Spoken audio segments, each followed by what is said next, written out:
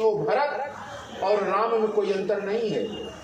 तो आप भरत को अगर राज देना चाहती हैं महारानी, तो इसमें किसी अयोध्या वासी को कोई कष्ट नहीं है। लेकिन दूसरा, कानन का राम कर काजू, राम को जो आपने वनवास देने का ठाना है, ये बड़ा कष्टप्रद है। क्यों? क्योंकि नाहीं न राम राज्य के भूखे, राम तो राज्य चाहता ही नहीं, राम राज्य नहीं चाहते। वो तो जब महाराज ने राज देने का निर्णय किया तो राम कहने लगा कि आखिर महाराज ने मेरे अंदर कौन सा ऐसा अवगुण देख लिया जिससे राम को राज देना। महाराज को हो सकता है शंका हो कि राम विद्रोह कर दे राज देने के लिए, तो राम को तो राज की कोई भूख नहीं है। तो एक चीज करिए, आपने जो राम को वरदान के द्वारा वनवास भेजने का निर्णय लिया है, एक उसमें संशोधन कर दीजिए, एक सुधार कर लीजिए। क्या? राम को राज तिलक के बजाय वनवास आपने निर्णय किया है, तो ये राम को वनवास मत दीजिए। राम अयोध्या भले छोड़ दे, राजमहल छोड़ दे, रहे कहाँ? गुरु गृह रही राम तजी गेहू, नृप सनय सबर दूसर लेहू। दूसरा वरदान महारानी राम के वनगमन की बजाय ये ले लीजिए कि अयोध्या का राजमहल छोड़कर और गुरुदेव के यहाँ रहे राम। तो भी गुरुदेव का घर भी वन के जैसा ही है। गुरुदेव का घर भी कैसा है? वन के जैसा है। गुरु गृह रही राम तजी गेहू, नृप सनय सबर दूसर लेहू। महाराज से दूसरा वरदान संशोधित करवा लीजिए, बदलवा दीजिए। राम को वनवास के बजाय राम को गुरुदेव के घर में रहना पड़े, राजमहल छोड़कर, वो भी वहां भी वन की ही व्यवस्था है। क्यों? जो नहीं लगी हऊ कहे हमारे। अगर आप मेरे कहने पर जरा सा भी ध्यान नहीं देती महारानी कैकेयी, तो नहीं लगी है कछु हाथ तुम्हारे। आपके हाथ में कुछ नहीं आएगा, न तो भरत आएगा, न तो महाराज दशरथ आएंगे, न अयोध्या आएगी और न राम आएगा। सबसे हाथ धो जाओगी महारानी। इसलिए हम लोग जो कह रहे हैं जरा उस पर ध्यान दीजिए।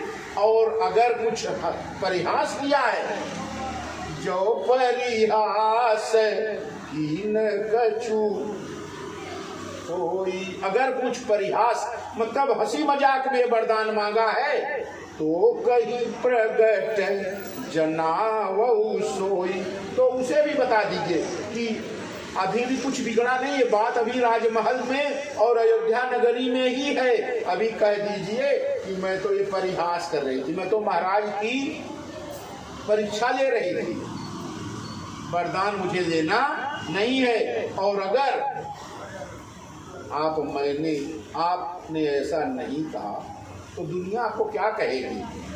आपको क्या कहेगी अयोध्या? क्यों? राम सरीस सुत कानन जोगू, और कहा कहीं सुनी तुम कह लो। अरे तुम्हें अयोध्या के लोग क्या कहेंगे महारानी? राम सरीस सुत कानन जोगू, कहा कहीं सुनी तुम कह लो। उठहु बेदी सोई करहु उपाई, जहि विधि शोक कलंक नसाई। राम जैसा सुंदर पुत्र बन को चला जाए, महारानी अयोध्या में आपकी बड़ी हंसी होगी, इसे आप तुरंत उठिए और अयोध्या को बचा लीजिए, राम को रोक लीजिए, राम को बन जाने से रोक लीजिए। गोस्वामी जी ने कहा, बहुत समझाया, जही भांति शोक कलंक जाई, उपाय करी कुल पालही, हठ फेरु जातहि राम बन, जनी बात दूसर चालही, जिमि भानु बिन दिन प्राण बिनु तनु, चंद बिनु जिमि जामिनी, तिमि अवध तुलसीदास प्रभु बिनु, समुझि जिय धौ भामिनी।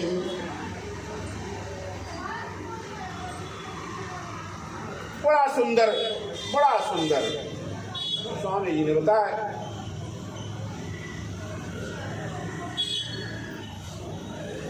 अरुंधति जी ने कहा, जिस प्रकार से तेरा कलंक मिट सकता है वो उपाय कर लो। यही भांति शोक कलंक जाई, उपाय करी कुल पालई, अपने कुल को बचा लो। हठी फेरु राम ही जात बन, जनी बात दूसर चालही। हठ करो, राम बन जाने लगे तो हट करो कि राम बन को नहीं जाना, नहीं तो पूरा परिवार समाप्त हो जाएगा। हठी फेर जात ही राम बन, जनी बात दूसर चालही, क्योंकि महारानी कैकेयी जिमि भानु बिन दिन प्राण बिन तन, चंद बिनु जिमि जामिनी, अतिमि अवध तुलसीदास प्रभु बिनु, समुझि जिय धौ भामी। जिस प्रकार से अगर सूरज न निकले तो दिन का कोई महत्व नहीं होता, और जब प्राण शरीर से निकल जाए तो उस शरीर का कोई महत्व नहीं होता। उसी प्रकार से जब राम अयोध्या से निकल जाएगा तो अयोध्या कैसी हो जाएगी। जिमि भानु बिन दिन प्राण बिन तनु, चंद बिनु जिमि जामिनी, तिमि अवध तुलसीदास प्रभु बिनु, समुझि जिय धौ भामिनी। तो ये धौकनी की तरह, धौकनी देखा है आप लोगों ने, लोहार की जो भट्टी होती है वो चमड़े की बनी होती है, और जब उसको आप रस्सी से पकड़ के खींचते हैं तो बड़े बड़े लोहे को क्या करती है, पिघला देती है।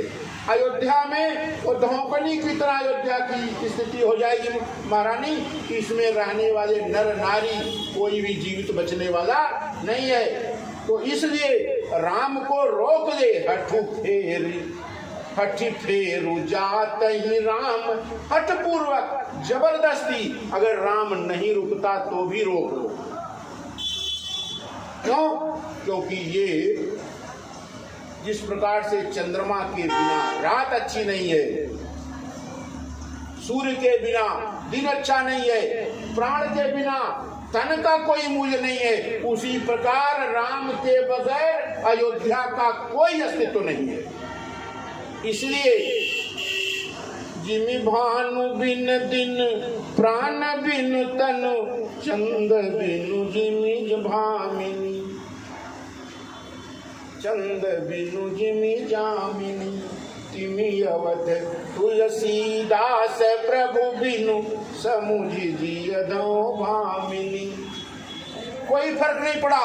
सखिन सिखावन दीन, सुनत मधुर परिणाम हित, तई कछु कानन कीन, कुटिल प्रबोधि कुबरी।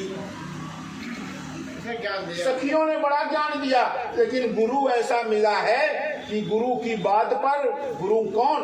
मंथरा। मंथरा की कुबरी की बात पर कैकेयी को इतना विश्वास है कि अपने हित की बात भी नहीं समझ पा रही है। इधर समझा रही हैं गुरुदेव की पत्नी अरुंधति जी, और घर भगवान पहुंचे मां कौशल्या के निवास में।